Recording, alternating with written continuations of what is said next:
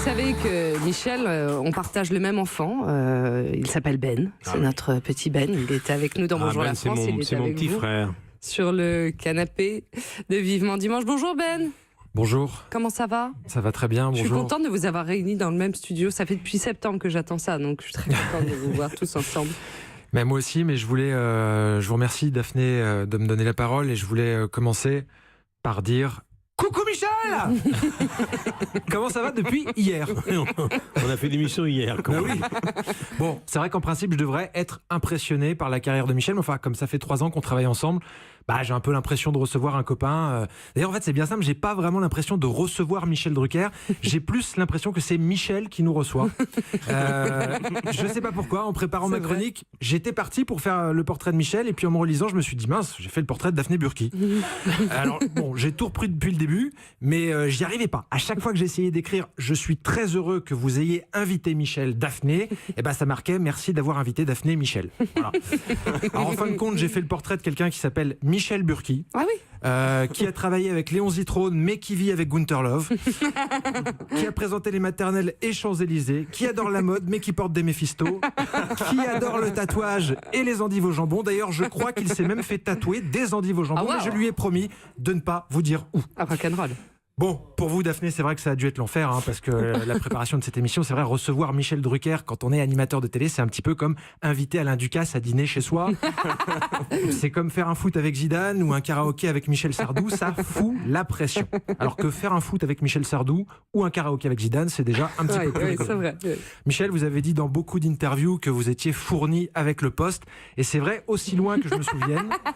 Au moins 8 fois sur 10, quand j'ai allumé ma télé dans ma vie, je vous ai vu. Je ne compte pas les émissions de radio, les couvertures de Télé 7 jours. Il est partout, Michel, à la télé, à la radio, dans les magazines, dans les films, partout. Je vous dis, dimanche dernier, mes parents m'ont montré des photos de leur mariage. Qui j'ai reconnu entre mon oncle et ma tante? Michel Drucker. L'autre jour, j'ai décidé de me remettre au sport. Je suis allé faire un tour de vélo à côté de chez moi. Qui me double à toute allure en me disant, allez, avance ta fiole? Michel Drucker. Hier soir, je rentre un peu tard chez moi. Je rentre un peu tard chez moi. Qui était attablé en train de dîner avec ma femme? Michel Drucker. Il est partout, Michel, c'est incroyable. C'est vraiment dommage que vous ne fassiez pas plutôt du tennis que du vélo. Comme ça, ce sera au moins l'assurance d'avoir un Français en deuxième semaine tous les ans. Tout à fait. Attendez, s'il y a 40 ans, Buffon a toujours le niveau pour être gardien au PSG, moi j'estime que Michel n'a rien à envier à la condition physique de Gaël Monfils ou au mental de Richard Gasquet.